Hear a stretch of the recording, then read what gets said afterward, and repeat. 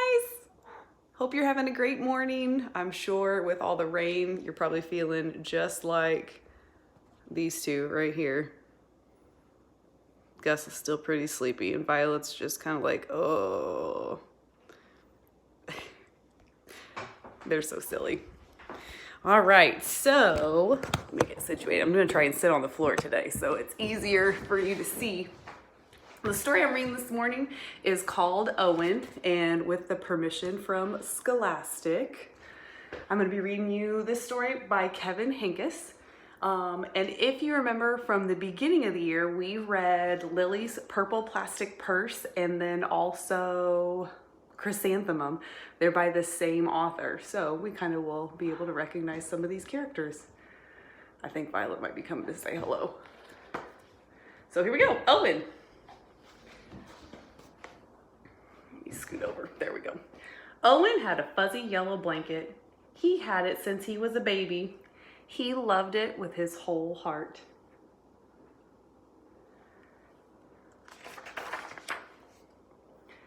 Fuzzy goes where I go, said Owen. And Fuzzy did. Upstairs, downstairs, in between, inside, outside, upside down. Fuzzy likes what I like, said Owen. And Fuzzy did. Orange juice, grape juice, chocolate milk, ice cream, peanut butter, applesauce cake. Uh-oh, there's Violet. Hey, come on. Hey, parents, I'm sure you're probably feeling like that right now, too. Only you've got human kids, not fur babies. Isn't he getting a little old to be carrying that thing around? Asked Mrs. Tweezers. Haven't you heard of the Blanky Fairy? Owen's parents hadn't. Mrs. Tweezers filled them in. That night, Owen's Violet's chewing on my sleeve, little stinker butt. That night, Owen's parents told Owen to put Fuzzy under his pillow.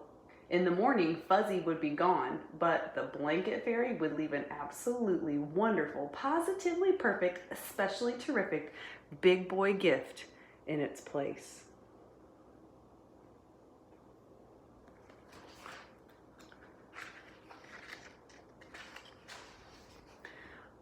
Owen stuffed Fuzzy inside his pajama pants and went to sleep.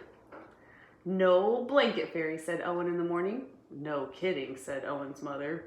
No wonder, said Owen's father.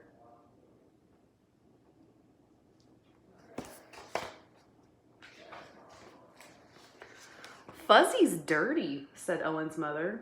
Fuzzy's torn and ratty, said Owen's father. No, said Owen. Fuzzy is perfect, and Fuzzy was. Fuzzy played Captain Plunger with Owen. Fuzzy helped Owen become invisible.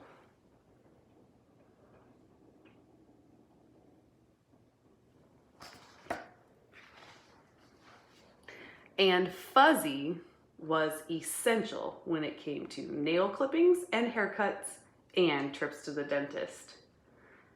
Can't be a baby forever, Mrs. Tweezers said. Haven't you heard of the vinegar trick? Owen's parents hadn't. Mrs. Tweezers filled them in.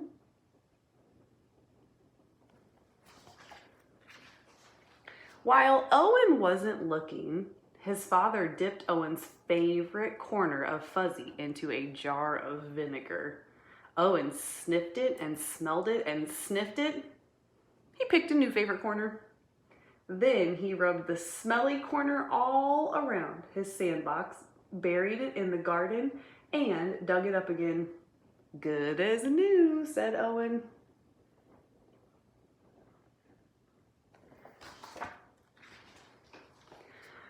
Fuzzy wasn't very fuzzy anymore, but Owen didn't mind. He carried it, he wore it, and he dragged it. He sucked it and hugged it and twisted it.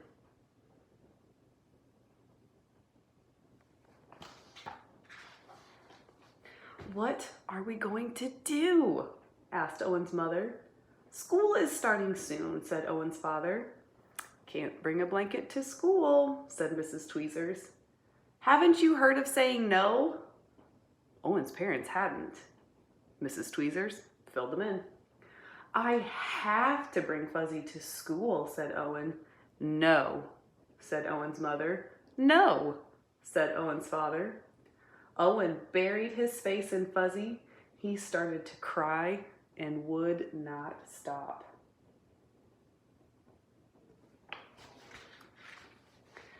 Don't worry, said Owen's mother. It'll be all right, said Owen's father. And then suddenly Owen's mother said, I have an idea.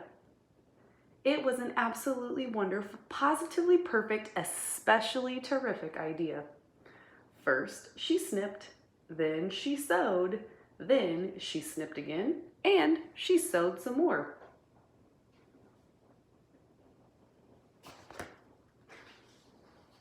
Snip, snip, snip, sew, sew, sew, dry your eyes, wipe your nose, hooray, hooray, hooray. Now Owen carries one of his not-so-fuzzy handkerchiefs with him wherever he goes.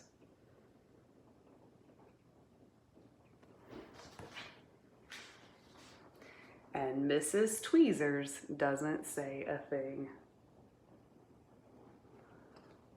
If you look real closely, boys and girls, at Mrs. Tweezers, she's got her own little handkerchief that she's waving to Owen with.